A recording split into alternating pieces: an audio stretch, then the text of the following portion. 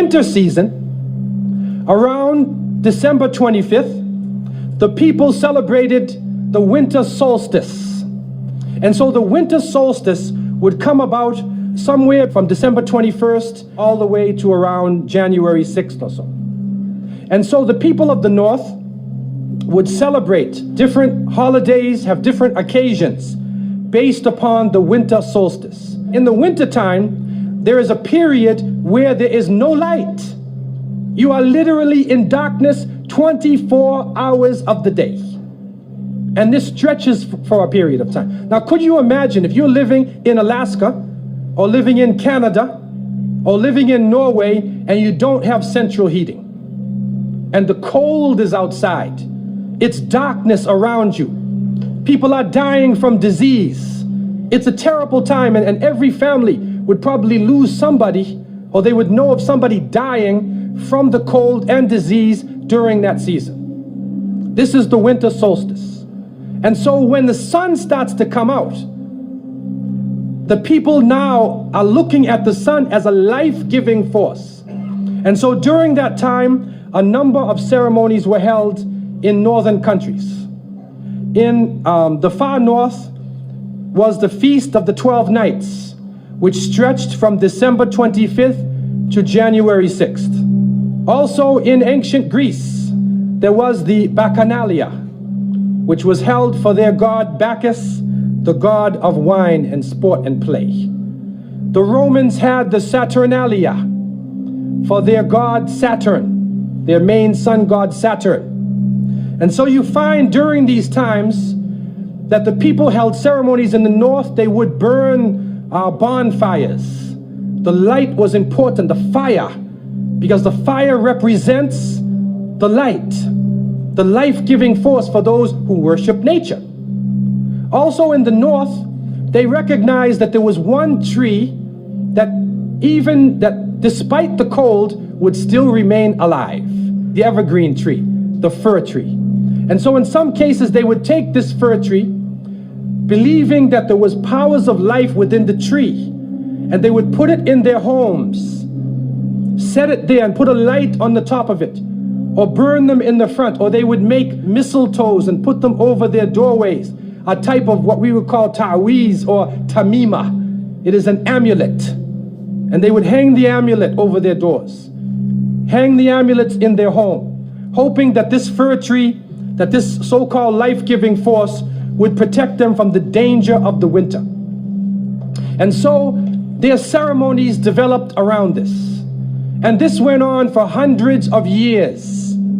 We also find in the ancient northern countries, and the Druids of the north, they carried out special ceremonies surrounding the mistletoe and surrounding the fir tree and the beliefs, and they would meet within circular areas. And they had a secretive cult that spread throughout the far northern countries. One of the interesting individuals, and you can look this up if you can find it in the dictionaries or encyclopedias, is a man called Mithra or Mithras. This is a very mysterious character. And when you look at history, you find that this individual called Mithra was born on December 25th. His day of the week was the 7th day of the week, that we still call Sunday. He was supposed to be the son of the sun god himself, and they had a special sacrament made up of bread and wine, and they would make this drink during this time, and supposedly he died for the sins of the people. Sounds familiar, doesn't it? But when you try to find Mithra or Mithras in the encyclopedias, they, through state intervention, erased the name. Why is this? That is because after the time of Jesus, Isa alayhi salam, when the message began to spread and they went north, and you'll see within historical writings that Barnabas, one of his disciples, met a man named Saul or Paul, who later called himself Paul. Paul said he saw Jesus on the Damascus road, and he went to the disciples, but the disciples turned against Paul. Only Barnabas stayed with him. But when Paul and Barnabas went into Greece, Barnabas left him. Now, what is the reason why they all left him? What are the concepts coming through Paul? Many people say, well, they left him because he was Saul before and he used to torture the early followers of Isa alayhi salam. But also you can see, and if you look at present day Christianity, that most of the concepts of the Trinity, of the blood sacrifice, the original sin, and most of the concepts which relate to more than one God are coming through Paul. The preachers are quoting Paul sometime more than Jesus during their sermons. And so Barnabas left Paul. And somewhere in the early days, in Rome or Greece, somewhere in that area, those missionaries who were teaching the teachings of Jesus, Isa alayhi salam, met with this force coming from the north. And so you will see in ancient Roman history that in some cases the Roman emperor would go out to the Colosseum and the gladiators would be fighting each other and everybody's cheering for the gladiators. Sounds like one of our football games. They would go to the Colosseum, right?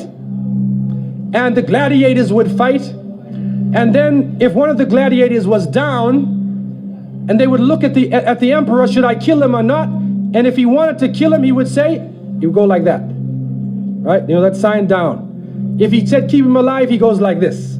You know how we use it today? Yes. Okay? He gives that sign. Okay?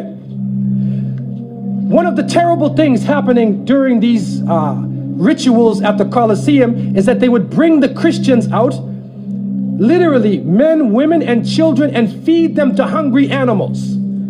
They would take a hyena or a wolf or a lion and get it hungry and crazy and beat it and throw raw meat at it and then send it out on the people, and they would literally cheer and watch as the animal ripped the bodies apart. This is a terrible culture. Tear the bodies apart. And so somewhere along the line, somebody who couldn't take the torture, who felt that maybe we can win these people over, made a compromise. And you start to see changes going on from the early part of the Christian era in Southern Europe, where the major ceremonies held by the nature worshiping people are combined with Christian names and Christian ceremonies, and therefore what comes forth to us is a mixture with the two streams coming together, where you get a monotheistic name or a monotheistic character with a pagan ceremony. And so the mixture of this together is what is giving us the present day holidays that we see. Number one, we understand that Isa alayhi salam, according to the different reports of the different scholars in many religions, he was not born in the cold weather. History shows us that he was born during the warm weather. Even in the Christian traditions, they have the belief that the shepherds were tending their flocks outside.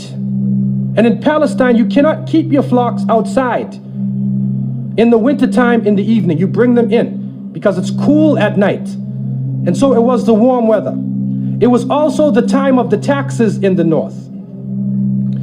In the story coming in the Quran, when we see the mention in chapter 19 in verses 24 to 25, and we see the mention of the story of Mary, because it is the belief of the Muslims that Maryam, may Allah be pleased with her, was a virgin, and she had dedicated her life to the worship of one God, prayer and fasting, and by the power of Allah, that the Creator breathed His Spirit into her, and she conceived Jesus. He said, be, and it is. She conceived Jesus, Isa alayhi salam, without a father, without a man. That is a belief of Islam. It is also a belief that when she felt the pain of the pregnancy, that the angel came to her and told her to go outside of the city. She went outside of the city to a remote area, and there she found a palm tree, and she found water. And it was speaking about rutub, janniya. It was speaking about a type of rutub, or a type of dates. And those who know, who have lived in the desert area, know that when the dates become ripe, when you start to see the color of the dates change, because dates are not brown, you know. Dates are originally red and they're yellow, they're other colors, but they turn the brown. It's at the height of the heat that the dates become ripe. And so it's at that time that she gave birth to Isa alayhi salam. So from different points of view, different historical points of view and different religions, we understand that Isa alayhi salam was not born during the winter season. He was born in the warm weather. So who was it that was born in the winter season? What is that? Who is that character now? Let us become detectives and try to find out the answer to this problem. Number one, you have to understand this concept of Saturn, the concept of Bacchus. When they are portrayed by the different artists who drew pictures of them or the sculptures, they're usually portrayed as a heavy-set man with a white beard. And when in the Sistine Chapel, Michelangelo drew his picture, you could see the long flowing beard, and there are actually pictures of this man on a sled being drawn by snakes with wings. Snakes with wings. Snakes do not normally fly. But in this case, the snakes have wings, and the heavy-set man is on his sled being drawn by these flying animals. Sound familiar to you now, doesn't it? He's being drawn by the flying animals. He's performing miracles. He's coming out on December 25th, which is not the birthday of Isa alayhi salam, has nothing to do with Christianity. It is the time of the Bacchanalia and the Saturnalia, and he is representing riotous fun, drunken reverie. And so what happens on Christmas, the Christmas season, especially in America, people today are not even thinking about Isa alayhi salam. They're not even thinking about Jesus. They're looking how they can get drunk. On Christmas, what is going on? In the Caribbean and many parts, if they offer you a Christmas pudding or Christmas pie or Christmas drink, watch out. Because it's probably laced with rum or wine. That's the spirit of the season. Now this riotous occasion that was going on went so far that the Christian church banned it. And the Church of England, according to historical sources, actually banned it all the way to 1647. It was prohibited in England to celebrate Christmas because they saw Christmas as being a pagan holiday. This is an official position taken by the Christian church, the Church of England, who were known at that time as Puritans. What happened was an individual was superimposed. A name was superimposed. We hear about the name of Saint Nicholas. Saint Nicholas. Now, Saint Nicholas himself is actually coming from the ancient writings of Beowulf. And in these writings, which are done in the Scandinavian region, we find the name Nick or Nickel or Nicker. He was known as a demon, the demon of the north. He was known as the evil spirit of the north, the name of Odin, the evil principle. And so in Germany and in many of the northern countries, the people actually looked upon this so-called Saint Nick as being an evil force, and they would tell their children in the wintertime, don't go outside, because if you do, Nicholas will come along, Nickel will come along, he'll capture you, put you in his bag, and take you away. And so they used it as a negative concept.